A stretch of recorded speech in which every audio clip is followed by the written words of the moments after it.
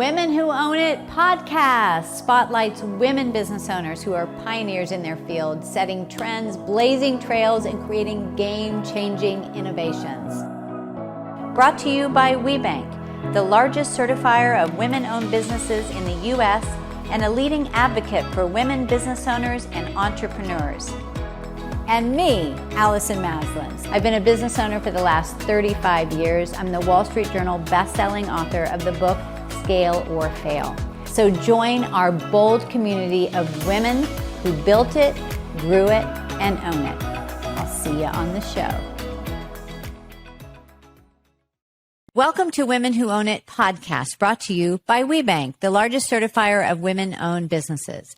The Women Who Own It podcast is supported by Target, and this show is for women business leaders by women business leaders. And I'm your host, Allison Maslan, founder of Pinnacle Global Network, where we mentor business owners around the world to scale their companies. Today, I am super excited. I have Viola Stutana, and she is the CEO and creative force behind MAIKA, a stylish and sustainable bag brand made for multitasking women on the go. She has over 20 years of experience in product design and branding and has collaborated with household brands ranging from Shutterfly, Peet's Coffee, and Chronicle books.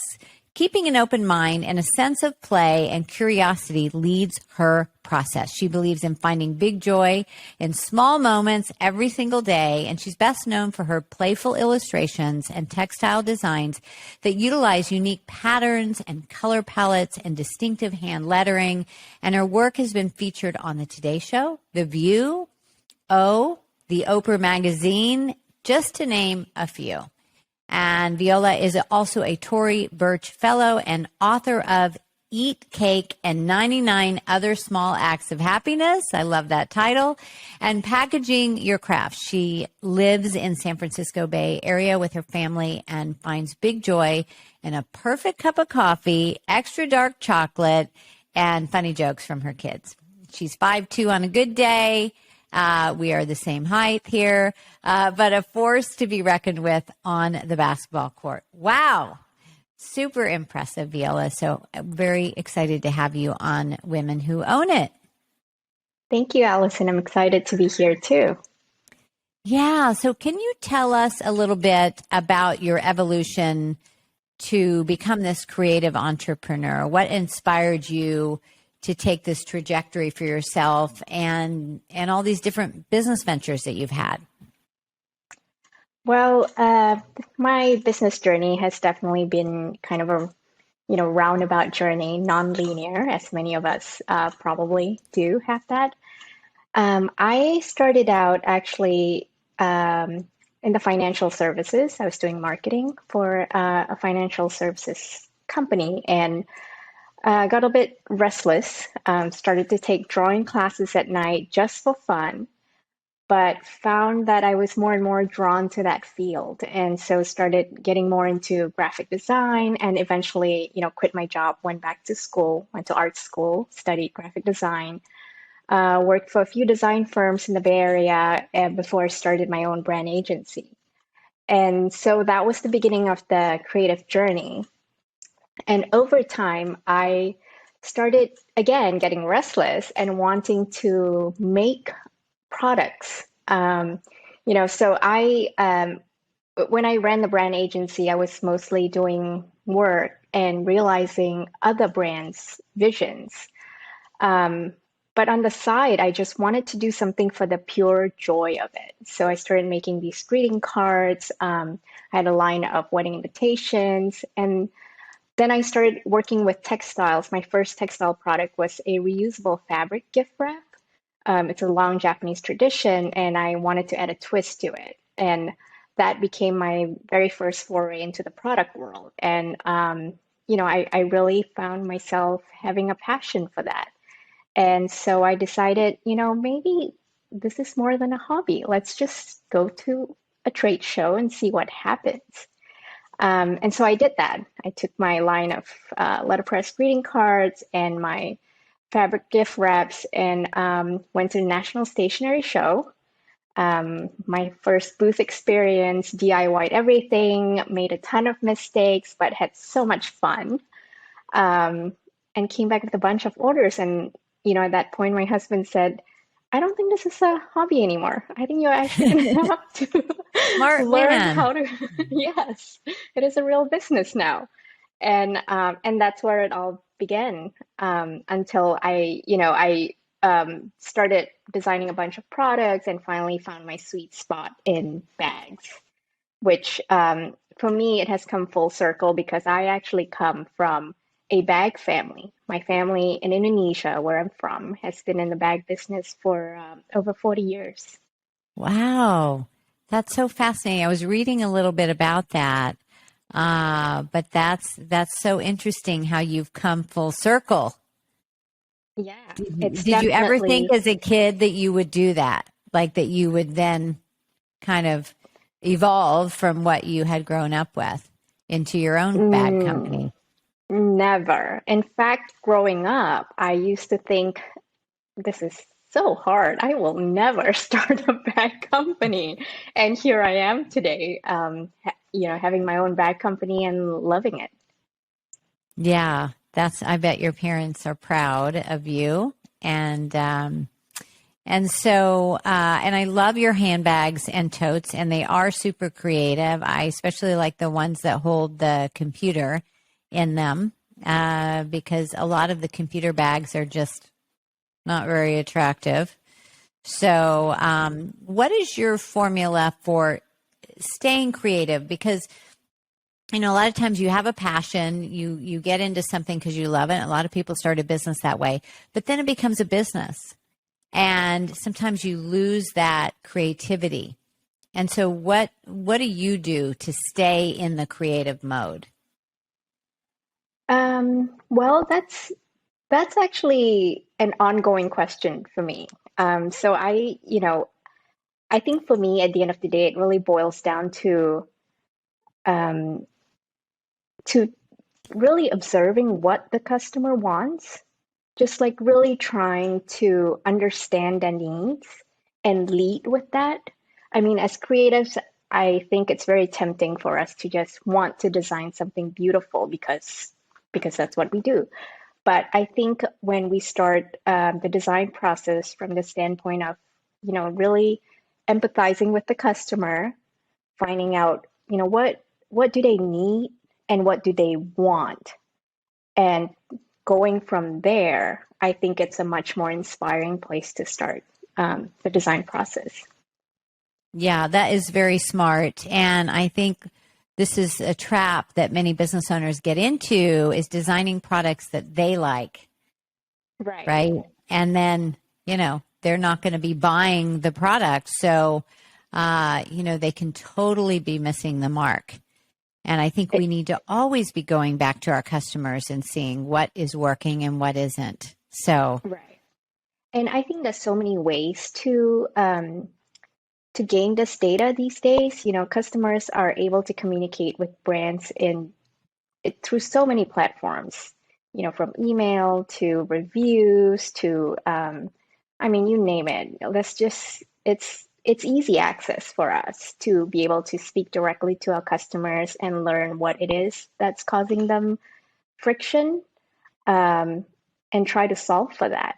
And as a designer, I think it's actually much more liberating to be able to design from a set of a framework, as opposed to designing something like my dream bag is such and such. And, it's such an open field. I actually think it's very difficult to design starting from that standpoint, as opposed to saying this bag that I'm going to design is going to solve for this, this, and this. yeah. Yeah, super, super smart. And really also looking at the pain of our customers. And if you can create products, create messaging that speak to that pain or solve that pain, you have a winner. I mean, you will have customers. Now, you've created a lot of visibility with your products and your brand. What is most important to you when promoting your brand? I mean, that's been your background as well, so I'm sure that's helped you a lot in building this business. But when you're putting your brand out there and, trying to attract customers, what is most important for you? I think it's being true to what your brand stands for and getting really, I guess, being more open and letting people know that, there is a real person behind this company that makes these bags. And just being a little bit vulnerable about that.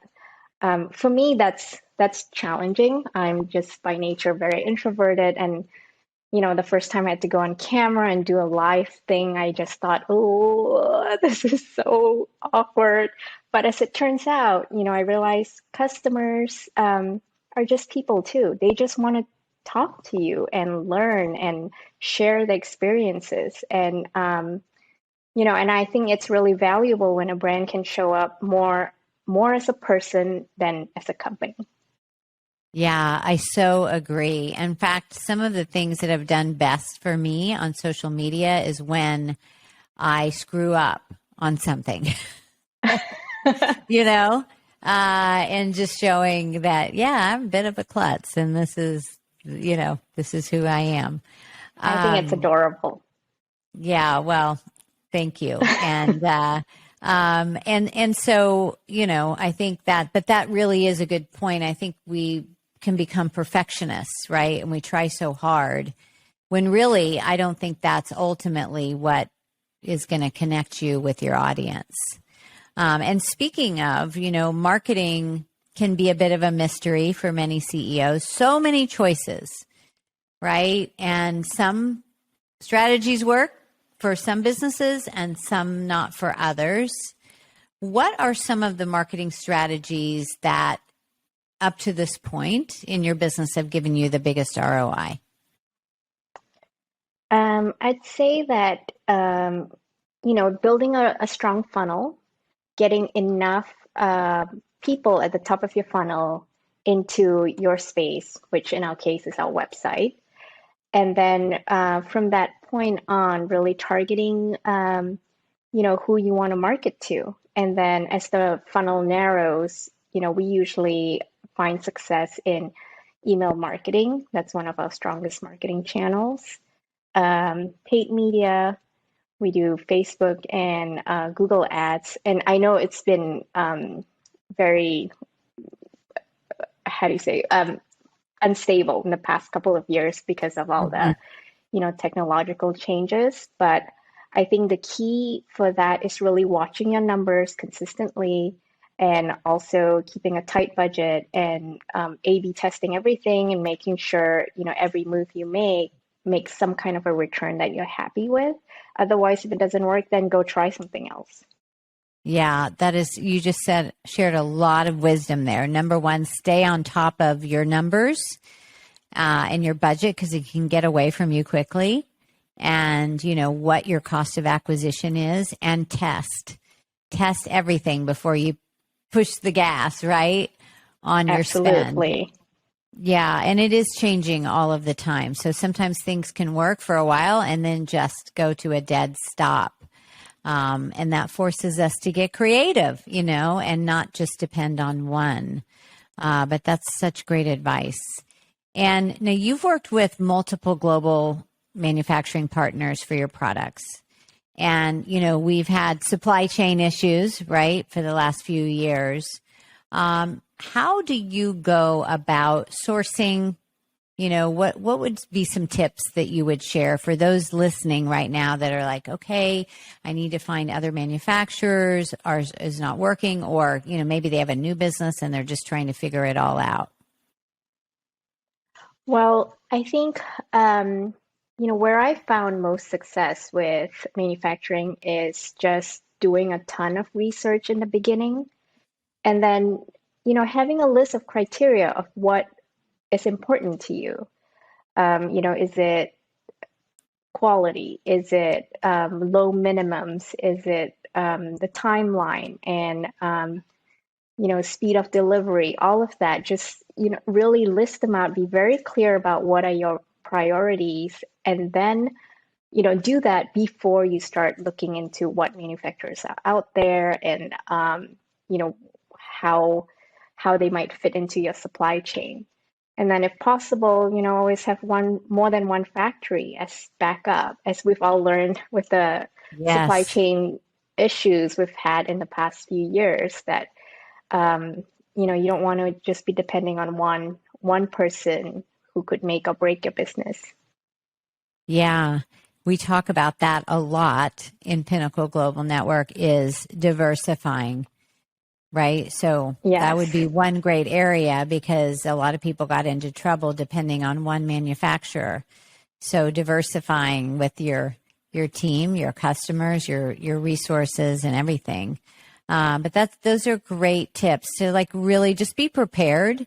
Don't jump in. Don't be impulsive, right? Because Right. you know you can make some big mistakes there. And I would imagine too, it's also about building great relationships too with these people. Yeah, absolutely. We think of our manufacturers as our partners. And I tend to really like working directly with the owners whenever possible. And I like to be really open with them about, hey, here's my plan. Here's what I'm thinking about doing for 2023, even though I don't have a PO for you at this moment, but here's what I'm thinking. And here are kind of the materials I'm looking at.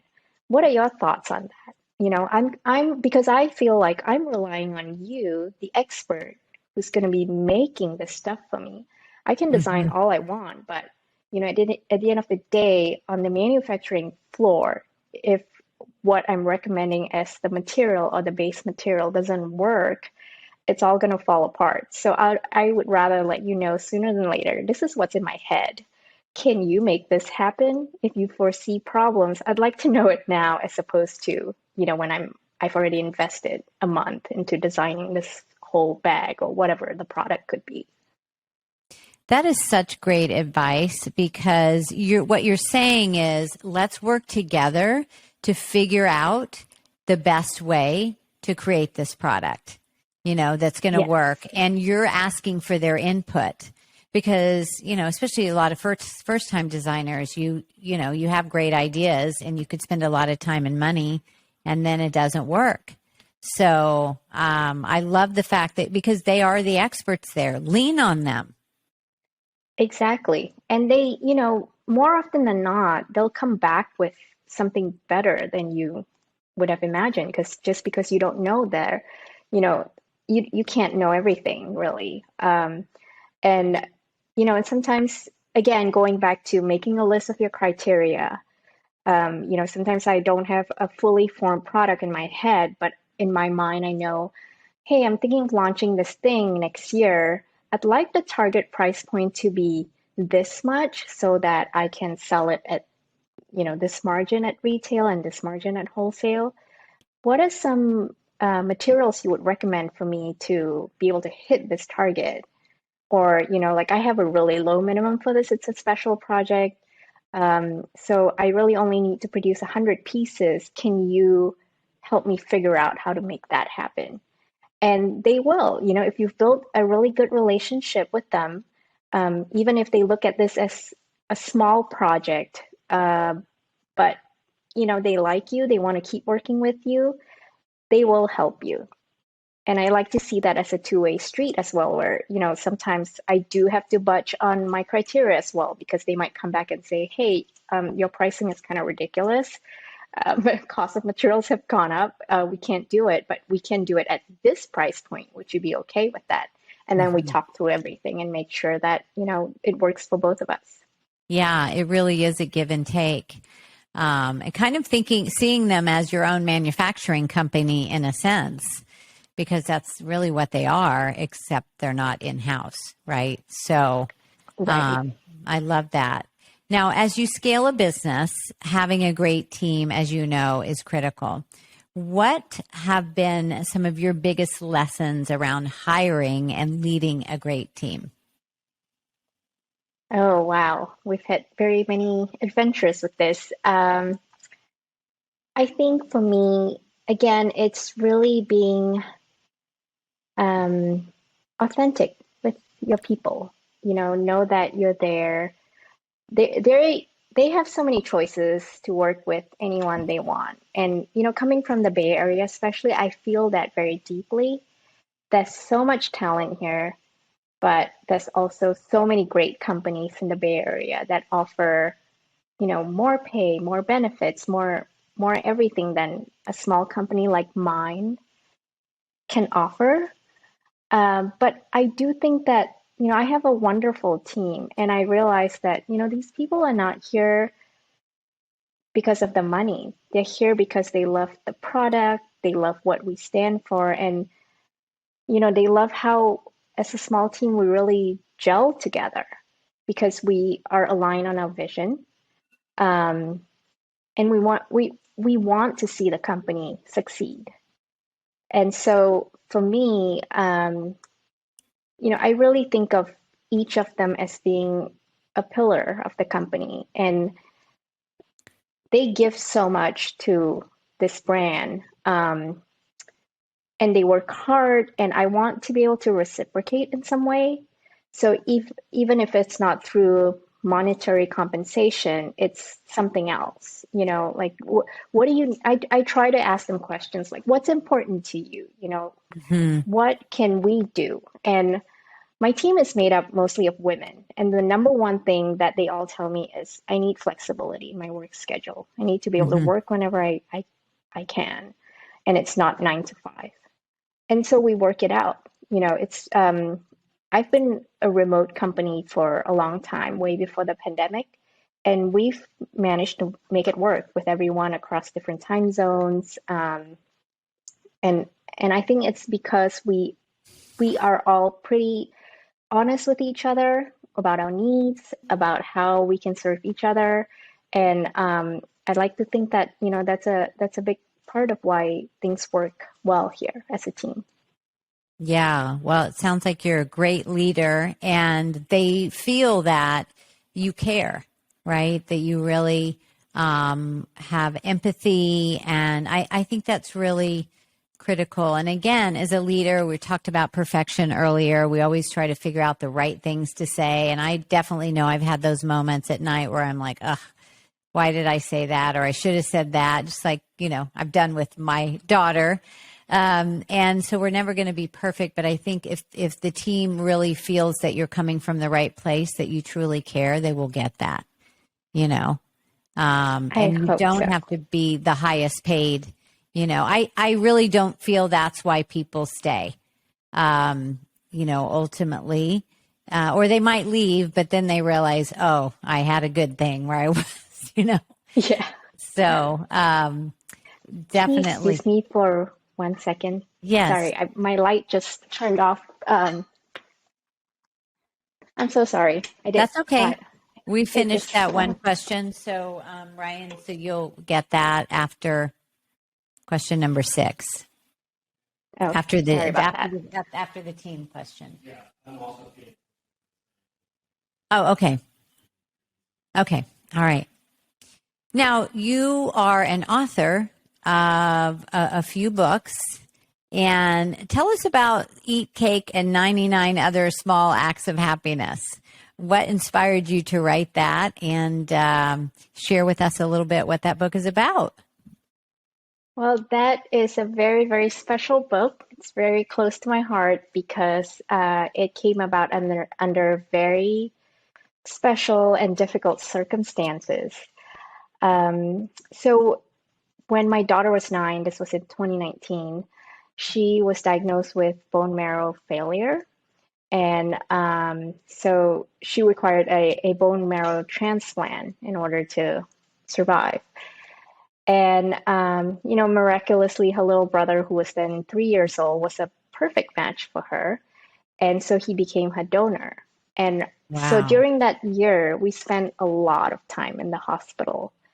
And she was, in an immunocompromised ward where you literally cannot go out of that ward, of 10 beds. That's what you're bound to every day, day in, day out. And so my daughter, in my biased opinion, is incredible.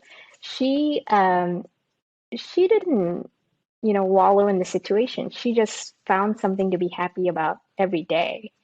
And it could be like the silliest things, like, oh my gosh, you washed my striped blue pajamas. I get to wear it today. I'm so happy.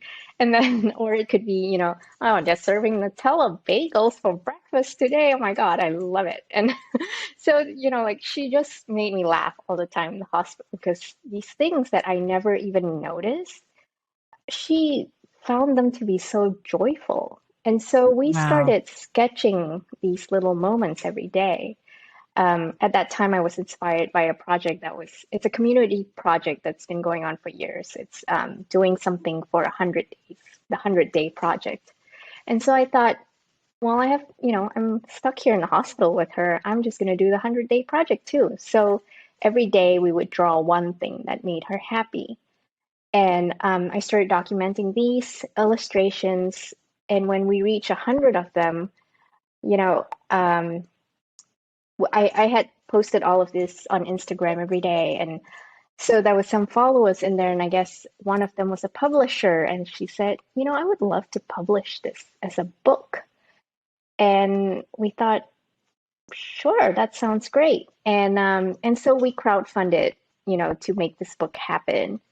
And our community was just incredible. They supported us. And this book, was published last year. And we're donating all the proceeds to the UCSF Benioff Children's Hospital where MAIKA was treated. And so for me, that book was just a real labor of love. And, it's just brought me so much joy to put it out in the world. Wow. That is an incredible story. And I'm happy to hear that she was able to get that transplant. And I mean, miraculously, what a gift. And that just gave me chills. But also to remind us, right? We get so caught up as business owners in the minutia of things that you really can create joy in any moment. It's all how you look at something. Yeah, I really truly believe that. And, it took that awful thing that happened to make me realize that, you really can find joy anywhere. You just have Yeah. to notice it. Yeah. And I think that's been the running thread in my work, the way my daughter views life in general. And in fact, she was granted a wish by Make-A-Wish Foundation. And her wish was to create this giant mural that we would design together. And it would include an inspiring quote so that anyone walking by would be lifted. And I just thought that that's such an incredible Wow. thing She's for, amazing. yeah, for a 9-year-old to even think of a wish like that. Yeah. It's pretty incredible. It really is. That is just beautiful. I'm looking forward to meeting your daughter. And Viola you are a member of Pinnacle Global Network, our mentoring organization. So Yes. looking forward to having the opportunity to meet her because that sounds incredible. And I hope you'll meet her too. yeah, that would be very inspiring for me. And so, we're here because of WeBank, and we met through WeBank and your WeBank certification. How has WeBank been a support for you in your business growth? Oh, wow. I've met so many incredible women through WeBank, including you, Allison. If it weren't for WeBank, we would never have met. I would never have gone to your event and eventually become a part Mhm. of Pinnacle as well. So, great community of women, very like-minded business women, a great network of support, but also the programming that they provide. I went through a program called We Thrive by WeBank, and that has helped me tremendously in moving my business forward. Yeah, they offer so much, and it's really fantastic. The relationships, the connections, obviously some of the trainings and things that they offer as well. So for those of you that are listening and you haven't gotten your certification yet, we highly, highly recommend it. And so as we kind of wrap things up here today. What are some exciting things we can expect to see from you in the future? What are some of your creative brewings? Any new or exciting projects underway for you, Viola? Certainly continuing to expand our product line. In fact, in a couple of days, we'll be launching a whole line of mini totes. So that should be really fun going to the holidays for gifting and such. But also continuing to, I guess our mission at the end of the day is to really spread joy everywhere. Right now it's in the form of delightful, useful bags for busy women on the go, but really that's just one expression of the brand. The idea of spreading joys everywhere could be through public art, like a joyful mural or an experience. And I'm really looking forward to exploring all of that in the coming year. This conversation started actually at Pinnacle Global Network when I was talking to my mentor, who would then be my mentor. I hadn't joined yet at that time, but he really opened up my mind about, what is your brand? What do you stand for? And this conversation evolved into something way deeper and more meaningful than I ever thought, and I'm excited to start exploring all of that. So thanks, That's Allison, awesome. for connecting us all. Oh, I'm so happy. That makes me so happy. And you know what I love about what you said? It really is, your vision about spreading happiness, that you've got this big vision, and the methods, the platforms, the different ways that vision comes through can evolve and change over time, and expand. And so we're Yes. excited to help you do that. So thank you so much for being on Women Who Own It. And how do people find your bags? Can you just share, your website, and we'll go ahead and put that up there as well. Absolutely. Our website is maikagoods.com, maikagoods.com. And you'll find us on social anywhere, again, at MAIKA Goods. All right, MAIKA Goods, and definitely check them out. They're absolutely beautiful. And I've learned so much, and thank you for being with us today. And thank you so much for having me, Allison. Yeah. It's been fun chatting with you. It has been fun. It has been fun. I hope you all have enjoyed it as much as we have. And if you want to learn to scale your company, I want to give you a gift, and that is a copy of my Wall Street Journal best-selling book, Scale or Fail. So if you'd like us to drop a copy of this hardback book into the mail to you, absolutely as our gift, just go to scaleorfail.com/WBENC, and we'll send it to you right away. And please share this podcast with other women business leaders so that we can help them all grow and scale their companies. Until next time, we will see you soon. Bye, everybody.